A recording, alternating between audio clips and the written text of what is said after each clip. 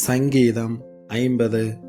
வல்லமையுள்ள தேவனாகிய கர்த்தர் வசனித்து, சூரியன் உதிக்கும் திசை தொடங்கி அது அஸ்தமிக்கும் திசை வரைக்கும் உள்ள பூமியை கூப்பிடுகிறார். பூரண வடிவுள்ள சியோனிலிருந்து தேவன் பிரகாசிக்கிறார். நம்முடைய தேவன் வருவார், மௌனமாயிரார். அவருக்கு முன் அக்கினி பட்சிக்கும், அவரை சுற்றிலும் மகா பூசல் கொந்தளிப்பாயிருக்கும். அவர் தம்முடைய ஜனத்தை நியாயம் தீர்க்க உயர இருக்கும் வானங்களையும் பூமியையும் கூப்பிடுவார். பலியினாலே என்னோட உடன்படிக்கை பண்ணின என்னுடைய பரிசுத்தவான்களை என்னிடத்தில் கூட்டுங்கள் என்பார். வானங்கள் அவருடைய நீதியை அறிவிக்கும். தேவனே நியாயாதிபதி, என் ஜனமே கேள், நான் பேசுவேன். இஸ்ரவேலே, உனக்கு விரோதமாய் சாட்சியிடுவேன். நானே தேவன், உன் தேவனாயிருக்கிறேன். உன் பலிகளின் நிமித்தம் உன்னை கடிந்து கொள்ளேன். உன் தகன பலிகள் எப்போதும் எனக்கு முன்பாக இருக்கிறது. உன் வீட்டிலிருந்து காளைகளையும் உன் தொழுவங்களிலிருந்து ஆட்டுக்கடாக்களையும் நான் வாங்கிக் கொள்வதில்லை.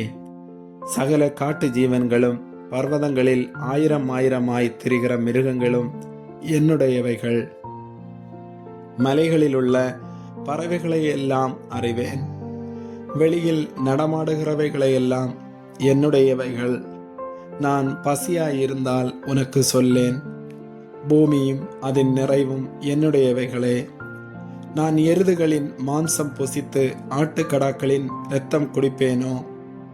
நீ தேவனுக்கு ஸ்தோத்திர பலியிட்டு உன்னதமானவருக்கு உன் பொருத்தனைகளை செலுத்தி ஆபத்து காலத்தில் என்னை நோக்கி கூப்பிடு, நான் உன்னை விடுவிப்பேன். நீ என்னை மகிமைப்படுத்துவாய். தேவன் துன்மார்க்கனை நோக்கி, நீ என் பிரமாணங்களை எடுத்துரைக்கவும் என் உடன்படிக்கையை உன் வாயினால் சொல்லவும் உனக்கு என்ன நியாயம் உண்டு? சிட்சையை நீ பகைத்து என் வார்த்தைகளை உனக்கு பின்னாக எறிந்து போடுகிறாய். நீ திருடனை காணும்போது அவனோடு ஒருமித்து போகிறாய். விபச்சாரரோடும் உனக்கு பங்குண்டு. உன் வாயை பொல்லாப்புக்கு திறக்கிறாய். உன் நாவு கற்பனையை பிணைக்கிறது. நீ உட்கார்ந்து உன் சகோதரனுக்கு விரோதமாய் பேசி உன் தாயின் மகனுக்கு அவதூறு உண்டாக்குகிறாய். இவைகளை நீ செய்யும் போது நான் மௌனமாயிருந்தேன். உன்னை போல் நானும் இருப்பேன் என்று நினைவு கொண்டாய். ஆனாலும் நான் உன்னை கடிந்து கொண்டு அவைகளை உன் கண்களுக்கு முன்பாக ஒவ்வொன்றாக நிறுத்துவேன். தேவனை மறக்கிறவர்களே, இதை சிந்தித்துக் கொள்ளுங்கள். இல்லாவிட்டால் நான் உங்களை பீறி போடுவேன். ஒருவரும் உங்களை விடுவிப்பதில்லை.